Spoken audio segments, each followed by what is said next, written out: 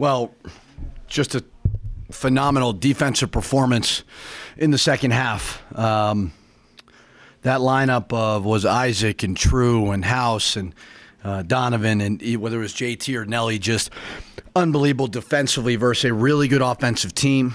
We really stepped it up, and I think our depth is allowing us to keep subbing guys in, even though we have one of the best guards in the country out, and we're not missing a beat.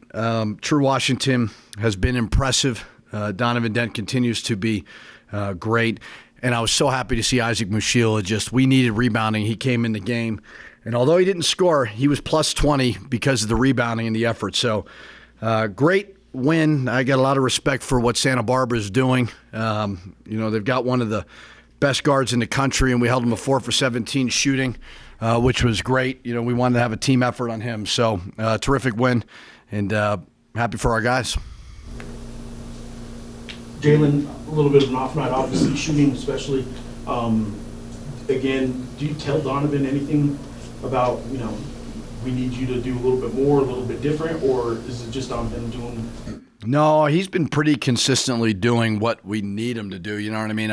We need him to continue to – he was getting to the rim. He was taking good shots. Obviously, the assist-to-turnover ratio is terrific. With Jalen, it was more – go make an impact defensively. We put him on Mitchell in the second half. I thought he was really, really disruptive. And it was just one of those offensive nights for Jalen that, hopefully he'll snap out of it because we know he's obviously a terrific offensive player. Are you happy with the defense on Mitchell overall? 4-17 shooting. You did get 14 free throws. Yeah, he draws a lot of fouls, but absolutely 4 for 17. It's a guy who shoots 60-something% from the field. So I thought the defense on him was phenomenal. I think he's one of the best guards in the country. You guys get 23 points off the fast breaks. Did you like the pace of play and how you guys played in transition? Is that something?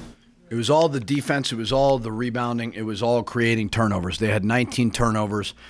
We were able to go to our bench and keep fresh bodies in and try to wear them down. We had 41 deflections. That was a high on the year.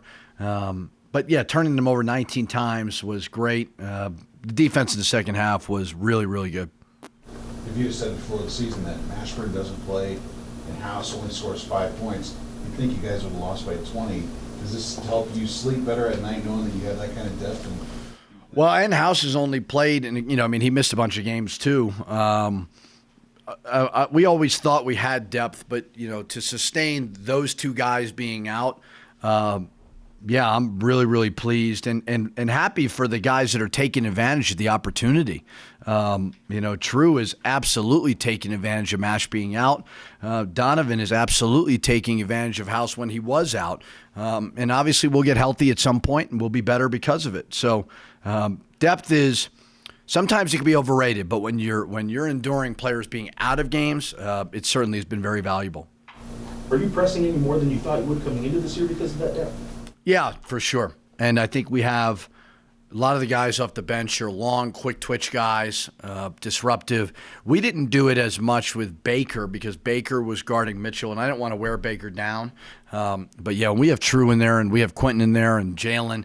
We're absolutely, and Donovan, we can really, really disrupt. So, for sure, it is a depth thing. Baker had a pretty decent first half, but then I saw him do some rehab when he got subbed out. Ankle injury, yeah, and then he could hardly walk, and he told me he was fine. I was like, well, you don't look fine. So, yeah, I hope it's just kind of an ankle. He said he felt okay, but we had to get him out for sure. But he was good in the first half. Any timetable on Mash? Any update? No, I don't. It's not going to be, I don't think, anytime soon. I think his leg is healing up. He has a thumb, like a slight tear in his thumb that we want to get healthy. We don't want to rush him back. We want him to get comfortable. So he certainly will not play versus Santa Clara, and then we'll kind of revisit it from there. Aside from Mash being out, how do you like the matchup against Santa Clara? Oh, I have not watched one clip of Santa Clara, so I have no idea. I know they're a Santa team, and so is Santa Barbara, and I know Coach Sendek, who coached under my dad, is a great coach, but I haven't watched anything. Well, just the aspect of it being a neutral site game, do you like playing in neutral sites or anything like that? I'm kind of sick of Vegas, to be honest with you. I'm not totally looking forward to it, but it's just as we've talked over and over again about there is some value to Vegas in the sense that we do get fans. We did win 3 games in that arena, which there'll be some familiarity. But we were trying to schedule a team we thought would win a lot of games at the neutral site, and we feel like Santa Clara will. They're always well coached. I mean, they've got guys coming out of their program to the NBA, so we know it'll be a tough test. All 17 of Drew's points were in the second half. He had another game like that too, where I think all of his points were in the second half. Anything different with him in the second half? Is he kind of a closer? I don't know. Yeah, I mean, he was in foul trouble in the first. He's just a gamer. He's tough. He's going to be a good player.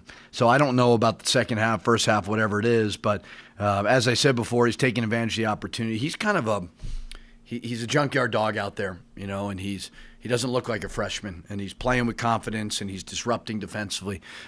So, as we've talked over and over again about, we gotta keep these good young players here. And everybody knows I'm not going to be the coach that begs for support. I'm not going to do that. But we all know how important it is.